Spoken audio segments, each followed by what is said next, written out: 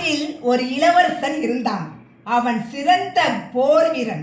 அவனுடைய வாழ்க்கைக்கு அந்த நாடே ஈடு கொடுக்க முடியாது, அந்த அளவிற்கு சிறந்த வீரன்.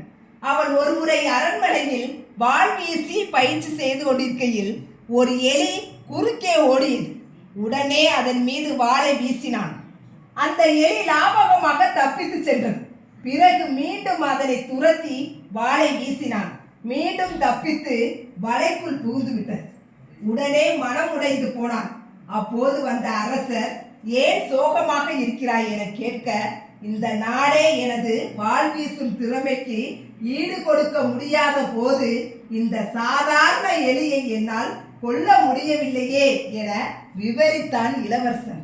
மன்னர் சிரித்துவிட்டு, எலியை கொல்ல வாள் பயிற்சி எதற்கு? அரண்மனை பூனையை கொண்டு வந்தாலே போதுமே என்றார். உடனே அரண்மனை பூனை வரவழைக்கப்பட்டது. அந்த பூனையும் எலியை வேட்டையாட முயன்றது. ஆனாலும் அந்த எலி எளிதாக அதனிடமிருந்து தப்பித்து சென்றது. இப்போது இளவரசருடன் சேர்ந்து அரசரும் சோகமானார்.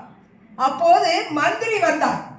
என்ன அரசே, நீங்களும் இளவரசரும் சோகமாக இருக்கிறீர்கள் என்றார். அதற்கு அரசர் நடந்ததை கூறினார். நம் நாட்டு பூனைகள் எதற்கு லாய்க்கு?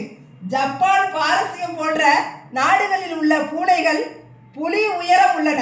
எனவே அங்கிருந்து வரவழைப்போம் என்றார் மந்திரி.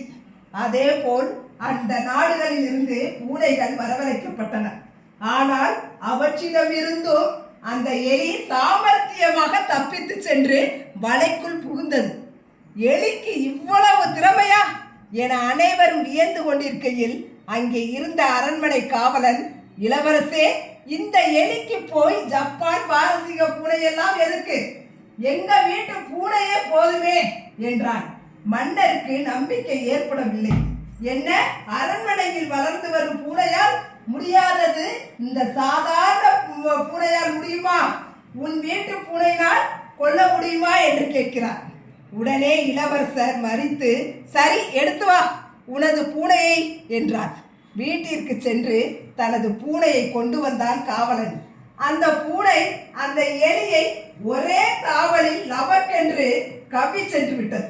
இதனை பார்த்த இளவரசருக்கு ஒரே ஆச்சரியம். என்ன அதிசயம் இது! ஜப்பான், பாரசீக அரண்மனையிலிருந்து வளர்ந்த பூனைகளிடம் இல்லாத திறமை எப்படி இந்த சாதாரண பூனைக்கு ஏற்பட்டது? எப்படி சாத்தியம்? என்ன பயிற்சி கொடுத்து பூனையை வளர்க்கிறீர்கள் என்று வியந்தவாறே கேள்விகளை கேட்க தொடங்கினார். அதற்கு காவலாளி, பெரிதாக என் பூனைக்கு திறமையோ பயிற்சிகளோ எதுவுமே இல்லை இளவரசே. என் பூனைக்கு ரொம்ப பசி, அவ்வளவுதான் என்றார். உடனே இளவரசருக்கு சுரீர் என்றது. அரண்மனைக்குள் பூனைகள் நன்கு தின்று கொளுத்திருப்பதால் அவற்றுக்கு பசி என்பதே என்னவென்றே தெரிய வாய்ப்பில்லை. எனவே அவற்றால் எலியை எப்படி பிடிக்க முடியும்? ஆக எந்த ஒரு வேலையுமே வெற்றிகரமாக செய்து முடிக்க வேண்டுமென்றால் முதலில் அதனை பற்றிய பசி அல்லது தேவை இருக்க வேண்டும். அப்போதுதான் அந்த காரியத்தை கச்சிதமாக செய்து முடிக்க முடியும்.